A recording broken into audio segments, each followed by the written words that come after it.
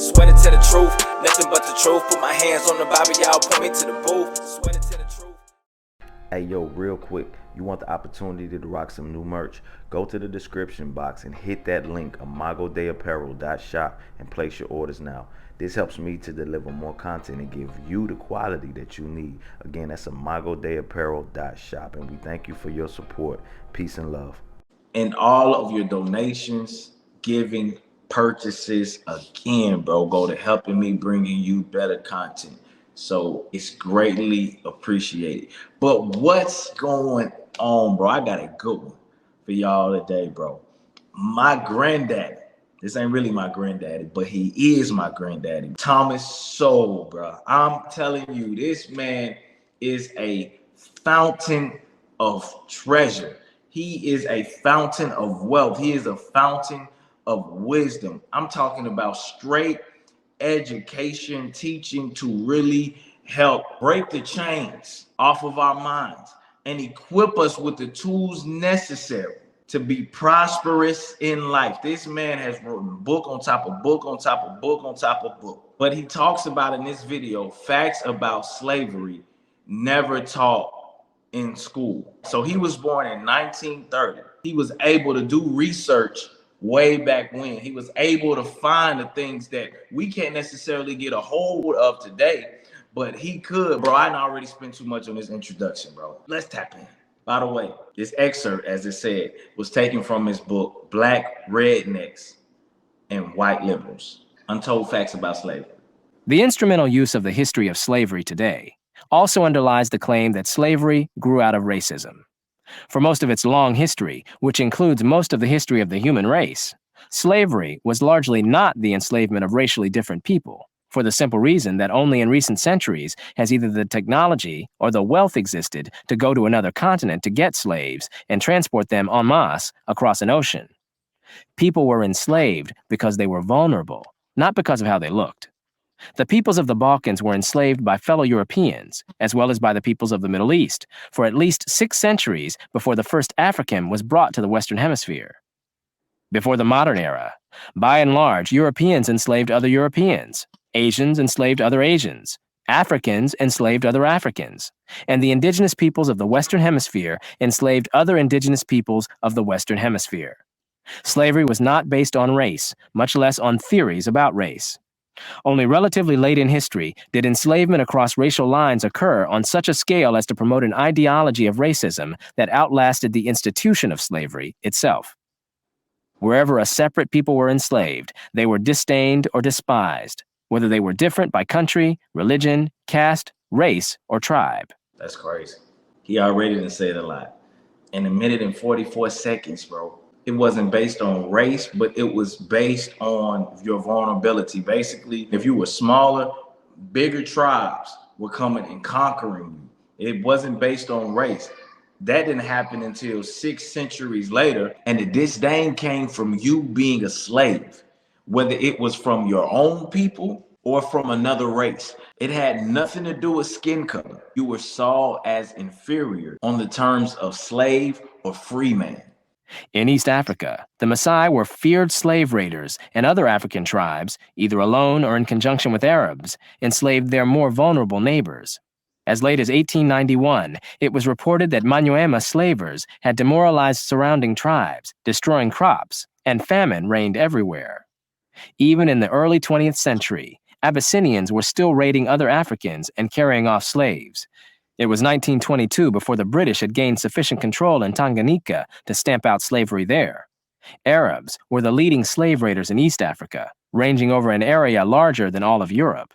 The total number of slaves exported from East Africa during the 19th century has been estimated to be at least 2 million. The form in which the story of slavery has reached most people today has been along the lines of the best-selling book and widely watched television miniseries Roots by Alex Haley. Challenged on the historical accuracy of Roots, Haley said, "I tried to give my people a myth to live by." This instrumental use of history, or purported history. Bro, y'all hear that? He said, I tried to give my people a myth to live by. So mainly how people see slavery today was based on the movie Roots, bro. not real facts, but based on a myth. He really did a Houdini on people. But it's crazy how you see how everybody was enslaved by everybody. We've been hoodwinked, tricked, bamboozled. History is open to the same objections as other instrumental myth-making. Despite the impression created by Roots, during the era of the massive slave trade from West Africa, a white man was more likely to catch malaria in Africa than to catch slaves himself. The average life expectancy of a white man in the interior of sub-Saharan Africa at that time was less than 1 year. By and large, men from Europe or the Western Hemisphere came to the coasts of Africa, bought their slaves, and left as soon as possible. Even so, the death rates among the white crews of the ships carrying slaves to the Western Hemisphere were as high as the death rates among the slaves themselves. It was only much later, after quinine and other medical measures enabled Europeans to survive where there were tropical diseases, was it possible for them to invade Africa in force and establish empires there. But by then, the Atlantic slave trade had already been ended. During the era of that trade, Africa was largely ruled by Africans, who established the conditions under which slave sales took place. The crew of a slave ship was in no position to defy African rulers and their armies by going out across the land and capturing people willy-nilly. The stronger African peoples captured and enslaved the weaker peoples, the same pattern found over the centuries in Europe, Asia, the Western Hemisphere, and Polynesia. In Nyasaland, the Ngoni and Yao swaggered over and terrorized other tribes. In Uganda, the Baganda made life miserable for their neighbors. And the Nyoro and Hima of Ankole enslaved Toro women and children. The Tutsi dominated the Hutu in Rwanda, the Maasai lorded it over the Kikuyu and Kamba, and the latter, in turn, held the Indorobo in a kind of serfdom. It was precisely the fact that Europeans, except for the Portuguese, seldom participated in the raids that captured and enslaved Africans that enabled most people in Europe and the Americas to remain oblivious to the traumatic experience that this was, with some Africans committing suicide to avoid capture and wives being whipped as they tried to cling to their husbands or children. Historian David Breon Davis pointed out that Europeans had little contact with the actual process of enslavement, and that, as late as 1721, the Royal African Company asked its agents to investigate the modes of enslavement in the interior. Europeans typically saw only the end results, enslaved people being offered for sale on the coast. It was much the same story in the Ottoman Empire, where those who bought slaves had no idea what these slaves had been through before. The unique position of the Western world in the history, and especially the destruction of slavery, need not imply that there was unanimity within the West on this institution. In addition to whites who defended the enslavement of Africans on racial grounds, or who opposed general emancipation on social grounds, there were many whites, and even blacks, who defended slavery as a matter of self-interest as slave owners. We didn't learn that in school. Folks weren't talking about that. They literally made me feel like I was a slave in school. They literally made me feel like I was inferior to the white man. I was not told that black people own slaves, although I learned that over a course of time. But I didn't know that black folks fought in the army to keep slavery in bound. There's something they don't tell you. There's something them race hustlers won't talk about, bro. Although most black owners of slaves in the United States were only nominal owners of members of their own families, there were thousands of other blacks in the antebellum South who were commercial slave owners, just like their white counterparts.